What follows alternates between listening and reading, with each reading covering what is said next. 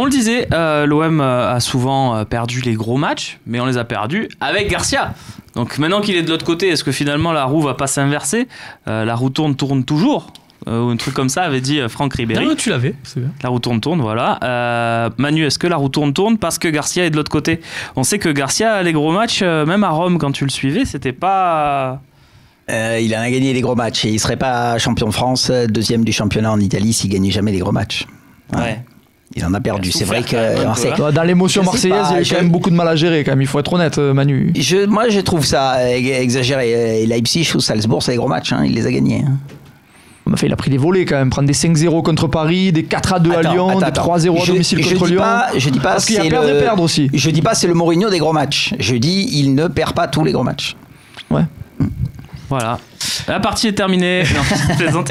On va regarder ce que pensent les anciens joueurs de Garcia. Tiens, on les a croisés à l'issue de la rencontre dans les couloirs du Vélodrome, à l'issue du match contre Lille. Il me semble que vous allez voir Morgan Sanson, Boubacar Kamara et Jordan Amavi sur le dossier Rudy Garcia qui revient au Vélodrome. Qu'est-ce que vous gardez de Rudy Garcia à l'OM? C'est des bons souvenirs, c'est la fin qui est mitigée? Ouais, c'est la fin qui est mitigée. On a fait une super saison où on arrive en finale d'Europa League. Donc celle-là, faut pas l'oublier. Maintenant, il est du côté d'en face, donc on verra ce que ça va faire dimanche. Après, pour le retour du coach, j'ai pas de mots à ce sujet-là. Voilà, c'est tout. Jordan, qu'est-ce qui reste des années Garcia? Faut pas oublier la finale. Bonne soirée, messieurs. Bon, vous avez vu sourire. C'est finalement à ma vie qui est le plus clair. Hein. Ouais, enfin, mais en même temps, très incisif. Ouais, c'est pas révélateur. Il a pas envie d'être retenu sur une phrase polémique. Il dit au revoir. C'est pas. C'est même une preuve d'intelligence. Ils sont dans une période compliquée. Il a pas envie de. De toute façon, il est en train de remonter. Voilà. Là, il a bien raison. Là. Tais-toi et joue. Non, mais tous là-dessus. Après. On revient sur ce que disait Bastien. Alors, les joueurs, Romain, je te rends la parole. Les joueurs peuvent-ils être revanchards? Certains, lesquels? Mais moi, je les attends totalement. Parce que dans le football, il n'y a que le résultat qui fait foi. Il y en a plein. L'an dernier, on est sur une saison qui n'est pas du tout satisfaisante pour l'Olympique de Marseille. Tu as beaucoup de joueurs qui t'expliquent que ils ont été, que le coach, ça a été terrible et compagnie, comme souvent dans ces cas-là. Là, on va voir qui a raison. Si c'est les joueurs ou si c'est le coach. Mais il y a beaucoup de joueurs, donc ceux qui étaient là, j'épargne j'épargne Benedetto, Alvaro, eux ça les concerne pas, mais tous les autres ils étaient là et ils ont fait cette saison avec Garcia. Donc la saison pourrie qu'on vient de subir, est-ce que c'est de leur faute ou est-ce que c'est de la faute de Garcia? Là, il va pas être possible de se cacher après ce match-là. C'est réducteur de réduire tout ça à un match, mais le football c'est aussi ça, c'est le résultat. C'est à eux de se dire il nous a un peu carré entre guillemets, à nous de lui rendre la monnaie de sa pièce. René, le débat, est-ce qu'on s'en fout du retour de Garcia? Mais moi complètement. Pourquoi? Parce que j'aime bien relativiser depuis tant de temps, on en a tellement vu des retours, tout ça. Puis moi je l'ai toujours dit, d'abord vous êtes témoin, moi j'ai toujours dit, un joueur quand il s'en va de l'Olympique de Marseille, quel qu'il soit le joueur, j'en ai rien à carrer ce qu'il devient.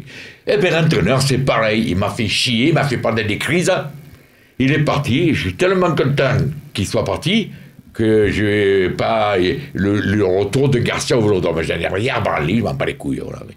Ok, bon, monsieur. À côté de ça, je suis hypocrite, parce que je me régalais de ce qui va se passer dans le stade. Comme un enfoiré que je suis, voilà, mais... moi, c'est normal, chaque génération la voit d'une façon différente.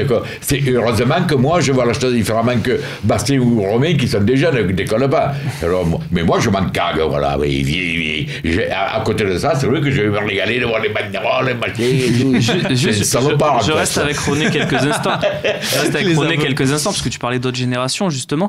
À quoi tu compares ce match dans le passé? À quel type de match? OM Bordeaux, OM Saint-Etienne, au niveau de la rivalité entre les deux clubs? Ou c'est incomparable? Non, toutes les générations, elles ont des matchs comme ça. Moi, je me rappelle les matchs avec Saint-Etienne, il y avait cette intensité qu'il va y avoir demain. Après, ça a été contre Bordeaux, après, ça a été Nantes, Paris Monaco, aussi, je crois. Non, mais Paris. Mais Paris, ils sont comme les autres équipes. Oui. Ils sont passés, ils iront. Parce que pour le moment, ils sont comme ça. Mais chaque fois, l'adversaire, le gros match de la saison, c'est les matchs contre l'Olympique de Marseille de toutes ces équipes. Et c'est ça qui me fait plaisir. Moi, je suis fier de ça. Ok, on revient sur le débat, mais je voulais entendre René sur ça, sur la rivalité avec Lyon. Garcia, on s'en fout pas, Manu. qu'est-ce que ça peut changer dans... Ah non, moi je m'en fous pas. Pour moi c'est le Rudico, moi. Le Rudico. Ah oui. Qu'est-ce que ça peut changer dans ce match que Garcia soit sur le banc et que ça quoi, soit pas Genesio ou Rudico Silvinho? C'est le Rudico. C'est quoi ça? Eh ben c'est pas l'Olympico, c'est le Rudico. Ça veut dire que les deux, bon bref, on t'expliquera après. Manu, du coup, qu'est-ce que ça peut changer que ça soit pas Silvinho, que ça soit pas Juninho, que ça soit pas Genesio sur le banc, mais Garcia? Alors, qu'est-ce que ça peut changer? pour moi, ça va. Pardon René, ce que ça va changer, c'est émotionnellement, et pas tactiquement. Surtout toute la façon dont le match va se dérouler, etc., etc. Moi, je peux ricaner d'une banderole ou d'un chant si c'est ça dimanche. Mais vous vous souvenez sûrement des matchs contre Rennes et Bordeaux de la fin du mandat de Labrune, où le stade a passé 1h30 à insulter Vincent Labrune. C'était insupportable. Je n'aimais pas Vincent Labrune, mais alors là, vraiment ce traitement. J'espère que le stade va pas passer 1h30 à agonir Garcia. Ça sera pas le cas. Je te rassure, Voilà. Qu'il va se faire siffler au début. Une fois. Oui. Non, mais ça, d'accord, ça c'est du football. Ça va aussi quand même. On va arrêter de faire les hypocrites. Il mérite un peu de prendre. Et tout. Après, par contre, les clubs de supporters, ils se sont surtout mis le pas sur ce super tifo. Oui, c'est ça. Il y a plus un truc positif en fait. Mais Un beau est-ce tifo, qu'il les peut pas 120 se faire ans. dessus aussi, Garcia? Non, mais tactiquement, vouloir faire comme à chaque fois quand il joue un gros match. Non, parce que ça, il fasse comme à chaque fois. c'est puis pas Voilà, possible, ça, surtout qu'il ne change rien. Non, mais moi, j'en démords pas. Pour moi, c'est très important, mais c'est par rapport aux joueurs. Moi, je mets les joueurs là-dessus parce que pour moi, les joueurs de l'OM, ils ont une responsabilité là-dessus. Ils ont besoin, ils doivent ça aux supporters. Les supporters ont la dent dure contre Garcia. Ils ont leur raison. C'est tout à fait légitime. Ils ont besoin qu'on leur offre cette victoire. Ils ont besoin de ne pas se faire humilier avec un Garcia qui se la joue à la Mourinho aux 90 minutes. Parce que là aussi. Et qui donne des leçons d'après-match aussi. Honnêtement, je suis à la place de Garcia par contre. Si je l'emporte dimanche, mais je rentre sur la pelouse le doigt levé, je regarde les 60 000, je fais 8 tours de terrain, c'est normal. Mais ça fait partie du le truc. fera pas, pour le coup. Ça, il le fera pas. Bah, écoute, moi je serais lui, je le ferais. Oui, mais je sais. du coup, ne lui laissez pas. Romain. Non mais ne lui laissez pas cette. Par contre, respectez un minimum le club, respectez un minimum le contexte, respectez un minimum toutes les personnes qui ont payé leur place. Ne lui laissez pas cette opportunité-là. En tout cas, pour te connaître un peu, c'est vrai que tu ferais même peut-être pire, toi. C'était coach de Un peu plus dévêtu, quoi. Mais il C'est serait ça que je jamais veux allé dire. à Lyon. Je pense que tu risquerais la suspension, Romain. Tu risquerais la suspension. Il serait jamais allé à Lyon. Pas grave. Bastien, tu voulais citer des joueurs. Il faut, pas non, lâche. plus que les joueurs, il faut citer les hommes qui ont plus qu'un intérêt, qui ont un devoir de faire quelque chose de grand dimanche. En premier, Monsieur Hérault. Parce qu'il ne faut pas oublier le tacle par derrière appuyé que lui a mis Rudy Garcia en signe à Lyon, en mode, et même Zubizarreta, parce que les deux, il faut arrêter de les dissocier. Il visait plus, Garcia visait plus Zubizarreta que les Hérault deux, dans sa fameuse les deux, déclaration. allez, les deux. Ils sont pour pris. les deux, moi. Les deux. Donc, les deux se sont pris un gros tacle. J'ai eu oui dire que, parce que j'ai dit, mais ils ont pas réagi. Je me suis senti seul, Voilà. il a fallu défendre l'institution. Donc, moi, je me suis étonné que personne ne réponde au club. Mais bon, ces dernières années, c'est souvent l'habitude.